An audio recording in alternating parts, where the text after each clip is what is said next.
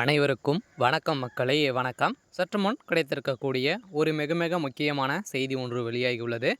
சற்று முன் உதயநிதி போட்ட கண்டிஷன், எம்பி துரைமுருகன் திடீர் பதவி நீக்கம், இது மாதிரி செய்திகள் வெளியாகிருக்கும் நிலையில் தான் தமிழகத்தில் பெரும் பரபரப்பை ஏற்படுத்தியிருக்கு. ஏற்கனவே திமுக தலைமையகத்தில் பெரும் பிரச்சனைகள் போயிட்டு இருக்கு இல்லையா. இதைத் தொடர்ந்து உதயநிதி ஸ்டாலின் சமீப காலமாகவே துணை முதல்வர் ஆக போகிறார் அப்படின்ற மாதிரி ஒரு செய்திகள் வெளியாகி இருக்கு இல்லையா. ஆனால் அது உண்மைதான். இருந்தாலும் உதயநிதி ஸ்டாலின் அவர்கள் முதல்வர் ஸ்டாலின் அவர்கிட்ட பார்த்தீங்கன்னா கண்டிஷன் போட்டு இருக்காரு.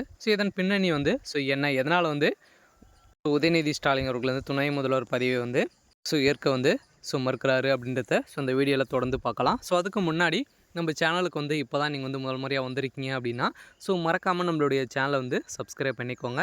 வாங்க வீடியோக்குள்ளே போகலாம்.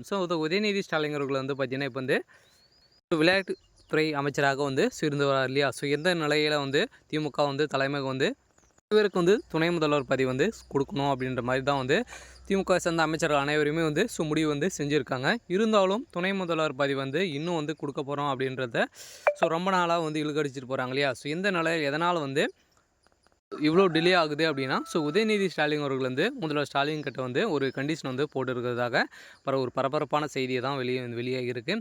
என்ன கண்டிஷன் அப்படின்னு பார்த்தீங்கன்னா திமுக சேர்ந்த ஒரு மூத்த அமைச்சர்கள் ஒரு 3 அமைச்சர்கள் இருக்காங்க இல்லையா. அந்த 3 அமைச்சர்கள் பதவி நீக்கம் செய்யணும். அமைச்சரவைகள் மாற்றல பதவி நீக்கம் செய்யணும். புதியதாக நான் சொல்லக்கூடிய ஒரு 3 பேரை அமைச்சராக ஆக்க வேண்டும் அப்படின்ற ஒரு கோரிக்கையை தான் வச்சிருக்க நிலையில் தான் முதல்வர் ஸ்டாலின் அவர்கள் பார்த்திங்கன்னா கடும் அதிர்ச்சியில் இருக்கார் இல்லையா. இந்த 3 அமைச்சர்களும் பார்த்திங்கன்னா துரைமுருகன், நேரு அவர்கள், பொன்முடி அவர்களும், இந்த 3 அமைச்சர்களும் கருணாநிதி காலத்திலிருந்தே பார்த்திங்கன்னா திமுகவுக்காக பயிராத பாடுபட்டுவாங்க. ஆனால் இருந்தாலும் பார்த்திங்கன்னா இவங்களே நீக்க சொல்கிறேன் அப்படின்ற ஒரு காரணத்தோடு தான் பார்த்திங்கன்னா இன்னும் துணை முதல்வர் பதவி உதயநிதிக்கு வழங்கப்படாமே இருக்குது. இந்த நிலையில் திமுக இடையே பெரும் சர்ச்சை பேச்சாக உதயநிதி ஸ்டாலின் அவர்கள் பேசியிருக்கும் நிலையில் தான் தமிழகத்தில் பெரும் பரபரப்பை ஏற்படுத்தியிருக்கு. இந்த நிலையில் உதயநிதி ஸ்டாலின் அவர்கள் துணை முதல்வர் ஆவாரா அப்படின்றத ஒரு பெரிய கேள்விக்குறியாக இருக்குது.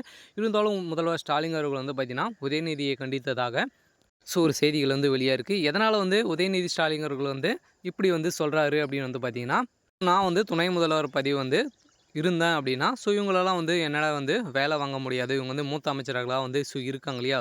இந்த நிலையெல்லாம் இளைஞர்களை நீங்கள் அமைச்சர்கள் ஆக்குனீங்க அப்படின்னா நான் சொல்கிறத கேட்பாங்க.